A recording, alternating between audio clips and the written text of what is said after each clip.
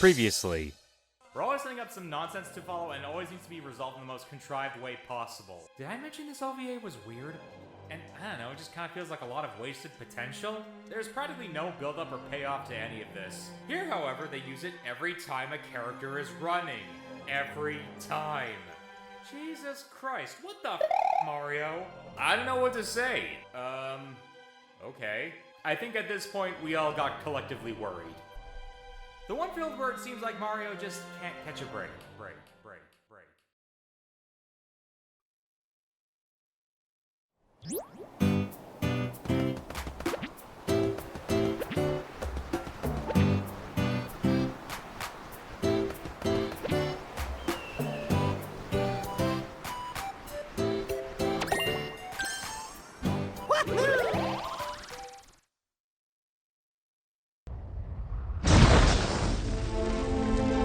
So yeah, for those of you unfamiliar with the channel, hi, I'm Humanity.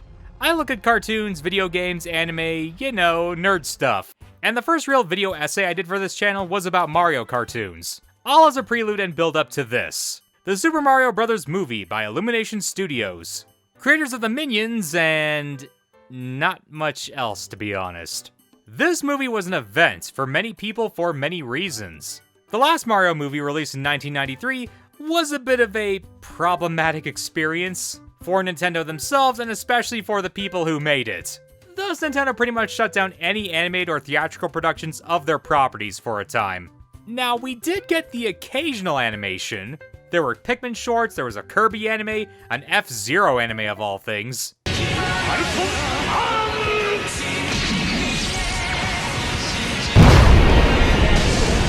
And of course there's Pokemon, but that's an outlier for a lot of reasons. As for Nintendo's two biggest franchises, Mario and Zelda, they pretty much became games only. So when Nintendo finally announced they'd be releasing a Mario Bros. Animated movie, of course people would be excited. It was like Willy Wonka opening up his factory again. Except instead of a death trap for kids, it was a movie. Everyone got caught up in the hype. Hell, I got caught up in the hype. And then the movie finally released and... Nice mob you got here.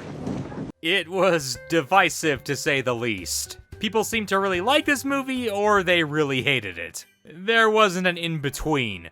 I was tempted to post my own thoughts the day of, but I had to step away from it, because I knew that the more I wade into the discourse, the more it might color my perception of the movie. I always want to give my honest opinion on something when and if I can. And I don't want my opinion to be too much influenced by the culture around the movie, if that makes any sense. I've seen all the takes. Sonic 2, much better. Original Bob Hoskins, much better. You're taking it too seriously. You're not taking it seriously enough. Just on and on and on and on. So I decided I need to put some time between myself and this film, to come at it again with a more level head, outside of the theater-going experience. And since the internet moves at the speed of 1 million hot takes per second, I feel like now is as good a time as any to come back to this movie, hold it up to its contemporaries and its adjacent films. So what do I think about Illumination Animation's The Super Mario Bros. Movie? Well, after sitting down to watch it again, I think this is the best Mario movie yet. That doesn't mean I think it's great or anything. That just means the bar is kinda low. Okay, let's start by getting all the obvious criticisms out of the way first. Yes, the insert songs are really dumb and annoying, and they detract from the movie, especially since they had actual compositions for them that fit the scene.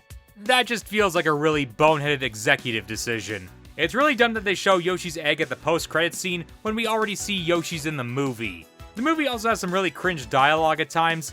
That's indicative of a lot of Illumination movies.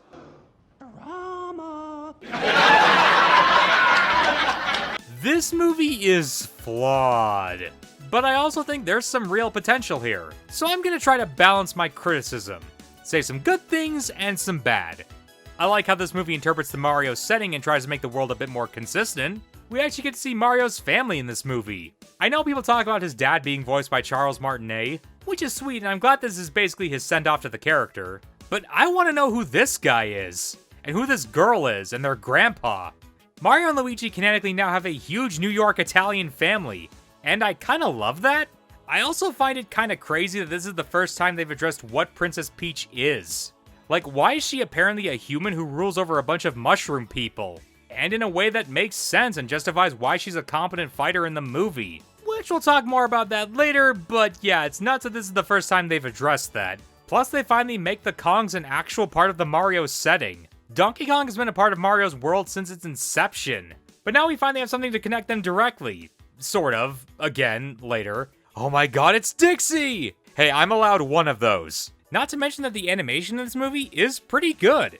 Illumination did a great job of translating the typical Mario models into their house style, and making them a lot more expressive than you usually see in a Nintendo game. I know that'll sound like heresy to some, but come on people, there's a reason we were impressed with Mario Wonder's animations. And the action scenes in this movie benefit. I like the scene of Mario running through the construction zone and ending at Castle Burger. I like the kart scene on Rainbow Road. We normally don't get straight-on vehicular combat like this, and it's pretty cool. I like that they made the spiky blue Shell Koopa an actual character, finally putting a face to that bastard who ruins our runs in Mario Kart. And the final action scene is also pretty good. Seeing Peach, DK, Mario, and Luigi fight off a bunch of enemies, it's a lot of fun. They even do a double Kamen Rider kick down on Bowser. That's freaking awesome.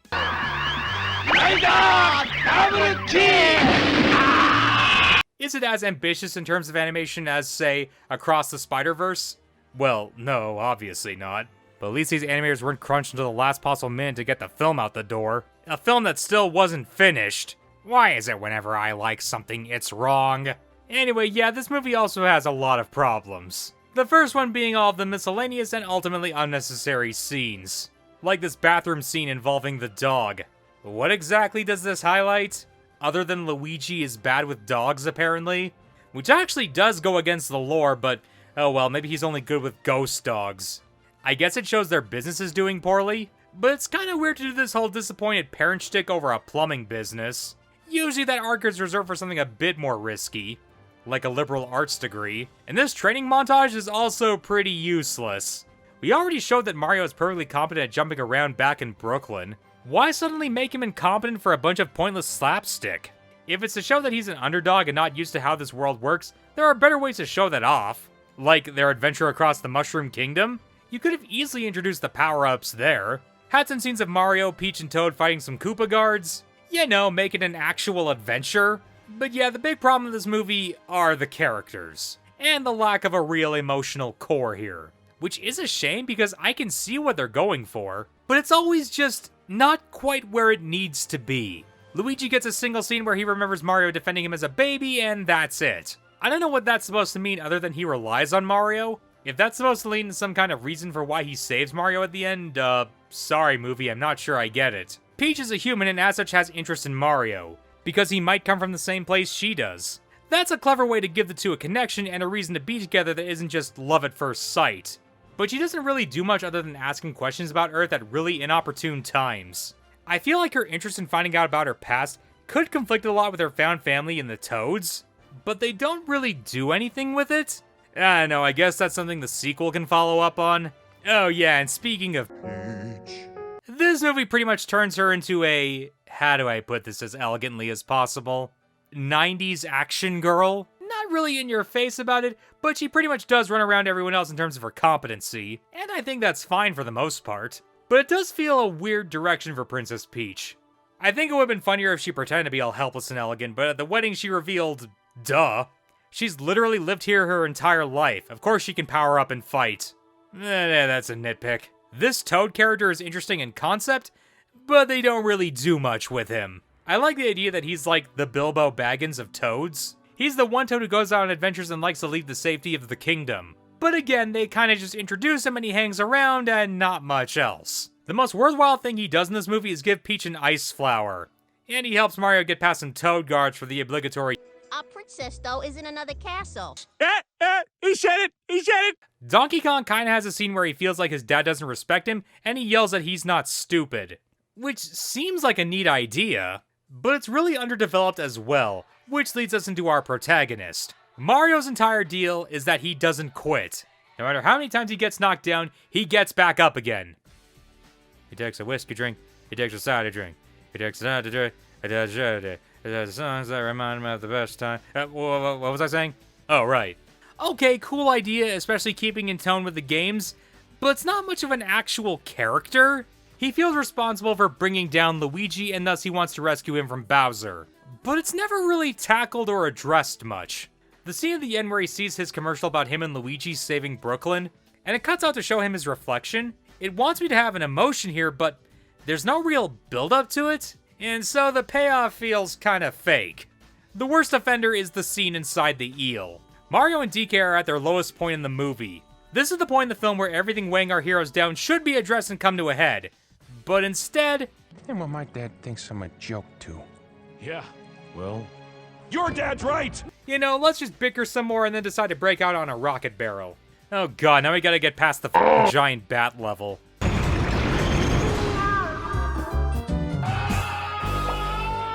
The only character in this film who feels fully realized is Bowser. And that's because he's the villain, so they really don't need him to learn or grow at all. He's pretty much Bowser as we know him. Angry Dragon Turtle with an innocent crush and bad emotional intelligence. Jack Black is undoubtedly the breakout of this film's cast, by the way. I was really worried he was just going to be Jack Black in a Bowser suit, but no. He actually seems to understand the assignment. Heck, I'll say it, I think all the actors do an admirable job. Albeit with a limited script, as I pointed out. Yeah, I did the whole thing in my video about Chris Pratt as Mario, but honestly, he was pretty inoffensive. It's not like the film was pushing him to give much emotion in his performance anyway. He's fine. Heck, even Seth Rogen's Donkey Kong is fine. Like, yeah, he's Seth Rogen, but the whole deal is he's kind of a lunkhead and a showman. Yeah, I guess that works. Strangely enough, the one actor who didn't work for me, Fred Armisen is Cranky. I don't know what the hell he was doing in this role. For a character called Cranky Kong, you'd think he'd come off more, I don't know, cranky? But he just sounds bored. His voice just doesn't work for the character in my humble opinion. Yeah, a few more notes. I think it's weird how the Kongs are the guys that make karts in this world. Like, I guess Diddy Kong Racing is a thing, but... yeah, the only reason the Kongs are a race and make up such a huge portion of this movie is because they're a part of Nintendo Land at Universal. Which just highlights the weird spot they take up in Mario's lore, since the company seems to be allergic to using the Kremlings. They are not even mentioned in this movie, despite the fact they use Rare's Kong characters and DK's design, which just seems like a really weird omission. Like here, do this. Sire, the princess has met with the Kong leader and formed an alliance with them. The Kongs? Oh, that complicates things. Shall we contact the Kremlings, sire? What are you, nuts? I still owe that crocodile 50 coins. No, I'll settle this with my own army. It just makes me wonder why Nintendo was so allergic to them specifically. It took until Smash Ultimate for King K. Rool to be even recognized by them. And that game has Minecraft Steve and Banjo-Kazooie. So it's not like bad blood between Nintendo and Microsoft/Rare is doing it. Look, all I'm saying is that we've had 2 Donkey Kong Country revivals, and neither one has had the Kremlings or King K. Rool. I'd just like to know why. But all of this leads me to my final point and discussion. I said at the start of this video, I think this is the best Mario movie yet. And I think that might ruffle some feathers. Cause boy, this movie has some kind of hate-dom and I'm not sure why. It's by no means a great movie and I think criticizing it is fair. Heck, I just did a bunch of it. But come on, this is nowhere near the worst kids movie out there. Heck, I would actually call this one of Illumination's better movies. I would still call this slightly better than the '86 anime movie. If only because I think the ending is better, and that film had a lot of pointless insert music moments that just went on way too long. Actually, come to think of it, that movie had inserted pop songs, albeit Japanese ones, and the Deke Mario cartoon also inserted pop song covers into their show. Oh my god, is insert music actually just a thing with Mario cartoons? Is that just part and parcel to the concept? Is that something Nintendo wants? And for anyone saying the '93 live-action Mario movie is better than this one, yeah, no, I can't agree there. And I'm gonna side-eye you a bit and assume you're being a bit contrarian. Like, I guess if you're a fan of set design and practical effects, the '93 movie might be better to you on that front. But if this movie lacks an emotional core, then so the hell does this one. Like what, am I supposed to care about John Leguizamo's romance? Yeah, some leading man that guy. Now, if there was Charlie Day in that role, that would be a completely different story. I mean, it'd still be terrible, but it'd be hilariously terrible. Plus, this movie almost didn't kill its actors, look it up. So yeah, I'll still call this one better than '93. Okay, but what about other more contemporary video game movie adaptations? I've seen countless people taunt this movie with Sonic 2. saying, haha, Nintendo virgins, can't stand Chad Sonic having a better movie than you. Which, calm down, Genesis does what Nintendo dolt. Okay, gonna talk about Sonic the Hedgehog 2 now, so I guess be aware of spoilers for that movie if you care. I think this movie is fine. It's got some good jokes, cool action scenes, and I do think it lands its emotional moments better than the Mario movie. This should have been the scene with Mario and DK in the eel's stomach. Because being a hero isn't about taking care of yourself. It's about taking responsibility for other people. Wise words. An ancient Earth proverb? No, sir, that's a Bukowski family special. There's a lot more intimacy and putting behind old grudges to form a friendship here. With that said, though, while some of this movie's scenes are great and even surpass the Mario movie, some of this other movie's scenes are... Oh god. Oh Jesus. Kill me. Kill me now. It is Alvin and the Chipmunks level of bad kids movie. While Mario was consistently okay, with some dips into eye rolling and the occasional smile, Sonic meanwhile had me going from, that was pretty awesome, to wishing I could sink into my chair and die. Higher highs and much lower lows, and it overall made the experience about the same to me. Also, side tangent here, and I'm sorry, but remember how I said Jack Black understood the mission and actually tried to play Bowser? Well, the same cannot be said for this movie or the first. I hate Jim Carrey as Dr. Robotnik, because he's not playing Dr. Robotnik. Robotnik, even at his most silly and comedic, is an oaf who puts on the pretensions of being a sophisticated gentleman. Meanwhile, Jim Carrey is Jim Carrey. Have you seen Ace Ventura? Have you seen The Grinch? Have you seen basically any Jim Carrey comedy or kids movie? It's that. A lot of big goofy grins, extreme poses, mugging to the camera. You know what I'm talking about. Jack Black is at least trying to play Bowser. Jim Carrey is playing Jim Carrey, who is dressed up like Dr. Robotnik, and who people call Dr. Robotnik. I'm sorry, it just bugs me that I'm the only person who has a problem with this. Oh yeah, also, Idris Elba, amazing, incredible, can do no wrong. Pretty much has defined the character of Knuckles in my eye, and should be the basis for the character going forward. Anyway, back to Mario. Yeah, this movie is just okay, and that's fine. Does Mario deserve a better movie than this? Should we demand a more emotional and more engaging tale than what we got? Kinda. Are people also taking this movie way too seriously and also unreasonably angry about it? Kinda. Illumination needs to get better writers or producers or just somebody, because they seriously are on autopilot. They keep making uninspired movies and they keep making bank off them, so why should they change? Although I do hope the critical reception this movie has gotten maybe pushes them to try harder next time. DreamWorks had a pretty bad reputation too, but they turned that around with movies like Kung Fu Panda and How to Train Your Dragon. It's easy to make fun of and ignore the Minions because they're the Minions. If you care about them, you're the age of the target audience. Or you're old enough so that they're ironic now, I don't know. But now that all the eyes are on Illumination, I'm curious what the sequel will entail, assuming we get one. If that sequel has all the problems of this one and more, I get the feeling a lot of the goodwill will evaporate. Remember how people were kind of okay with the first Bayformers movie? Were you masturbating? Judy. But by the time the third one was out, we realized, oh, this was all they are. And all that rightful criticism just compounded while the initial impact just washed away. Yeah, I could see that happening. And just so we're clear here, I don't think this film is nearly as bad as the first Bayformers movie. I'm merely using that as a potential example. There is potential here. This movie and its premise and its characters are not unsalvageable. But do I trust it's in the right hands? Not really. I guess my initial statement way back in the first real analysis video I did remains true. Animation is one of those fields where Mario just can't catch a break. Alright, Cranky. I know that you and I haven't always seen eye to eye, but this is the first time we've ever met. What? But what about Pauline? I'm sorry, Pauline. Yeah, you know, you kidnapped her and climbed a construction site and I have no idea what you're talking about. Okay, look, forget Pauline. What I'm trying to say is that this alliance is important. If you agree to help us fight Bowser, then we can help you guys fight King K. Rool. I'm sorry, King who? King K. Rool. You know, big crocodile guy. He keeps trying to steal your crystal coconut. Crystal what? The crystal coconut. You know, it's your most prized artifact, and King K. Rool tries to steal it all the time. You're talking complete nonsense. No, I'm not. You and Donkey and Diddy would fight this guy, and you'd sing all the time, and you sure you aren't eating one of those Wonder Flowers? Look, let me talk to Funky Kong, okay? He'll clear all this up.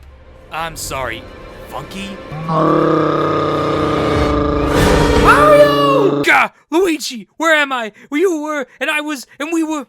Mario, calm down. We're on hole 7 of Toad Highlands. A fly ball hit you on the head and you've been out for 2 whole hours. Where's the princess? Where's Daisy? Where's Cranky and Donkey? Where's Funky? The princess went to a theater for some performance. Cranky and Donkey are off on their island. Hey, Cranky, how's it going? It's not going. The crystal coconut has been taken and it's all your fault, you blithering baboon. And Funky's right here. Hey, Mario dude, how's it hanging? And Daisy... Jeez, Daisy. What's the problem with you anyway? Nothing. I just had a terrible dream.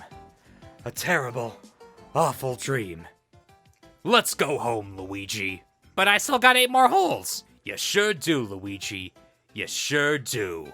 No, seriously, I was gonna finish this golf game. Hey, Mario, come back! Whew! Glad that's over. I won't have to look at any crappy video game cartoons for a while. I mean, unless a Legend of Zelda movie gets announced or something. But what are the chances of that happening? Oh, no. Hey! Excuse me, princess!